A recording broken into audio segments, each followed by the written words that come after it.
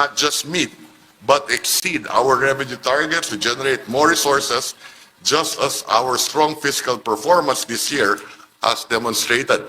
I'm happy to announce that total revenue collections for 2024 is expected to reach 4.42 trillion, surpassing the full year target of 4.27 trillion. As a percentage of GDP, the emerging revenues will climb to 16.7%, the highest in the last 27 years. And our emerging non-tax revenue for 2024 are expected to reach 606.6 billion, the highest ever recorded. These are all because of the hard work and contribution of the Bureau of Internal Revenue, the Bureau of Customs, the Bureau of the Treasury, our privatization team, and our GOCCs.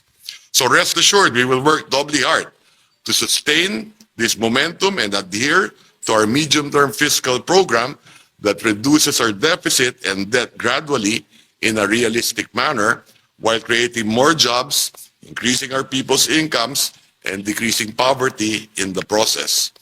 And on behalf of the economic team, we assure you that from here on, things will just get better because you have a government that works non-stop to deliver the benefits that will keep us progressing as a nation every day.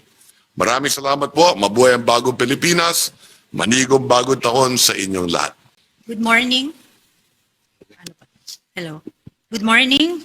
Assalamualaikum warahmatullahi wabarakatuh. Happy New Year po sa ating lahat. Alhamdulillah at may budget na po tayo for 2025. First of all, we would like to thank our President, President Ferdinand R. Marcos Jr., for personally being on top of reviewing the bicameral committee's version of the budget. While the Congress's version was quite different from the proposed budget that we submitted, we are grateful and relieved that the President has made sure that we do not end up with a reenacted budget. As you know, the power of the purse is with the Congress, because Congress is supposed to be the voice of the people.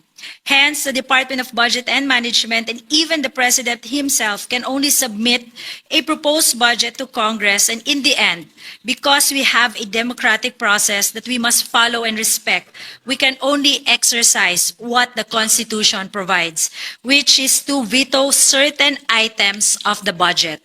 After a careful review by the agencies concerned and with the guidance of our Executive Secretary, who is a former Chief Justice of the Supreme Court, the President ensured that the budget remained true to our constitutional mandates while exercising his veto power to ensure that the budget ultimately continues to be directed to meeting our agenda for prosperity.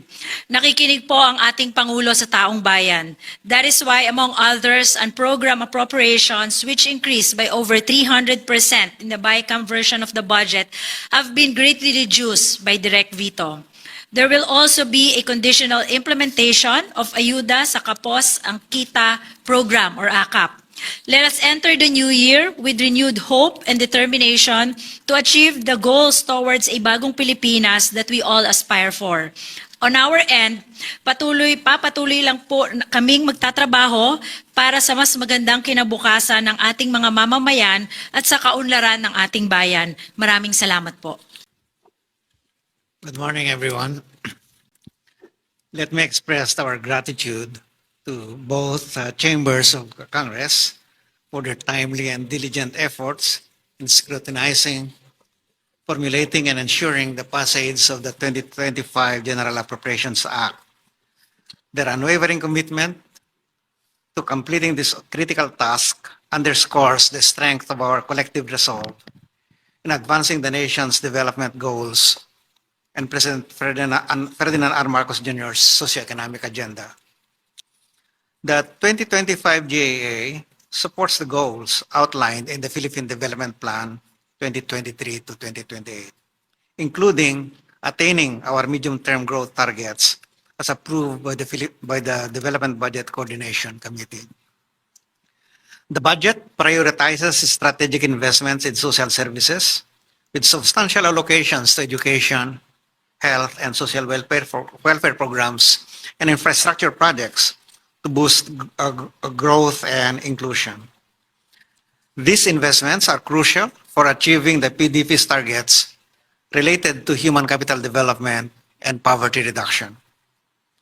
In line with our commitment to public welfare and fiscal responsibility, the President, as we have heard this morning, has judiciously vetoed certain line items in the budget and set specific conditions for implementing certain programs and projects, including requiring the issuance of guidelines and compliance with pertinent laws, policies, rules, and regulations. This decisive action demonstrates the administration's commitment to our fiscal program by ensuring that planned spending remains within the target deficit ceiling, keeping us on track to meet our medium-term fiscal targets. At the same time, by tightening the conditions for utilizing the budget for various programs, the President ensures that the maximum benefits reach those most deserving of social protection, particularly the near poor. This approach supports inclusive growth by ensuring that economic benefits reach the lower income segments of society, directly contributing to the PDP's goals of reducing poverty and improving the quality of life for our vulnerable populations. As we roll out these projects and programs in the coming year, close collaboration between the executive and legislative branches remains vital.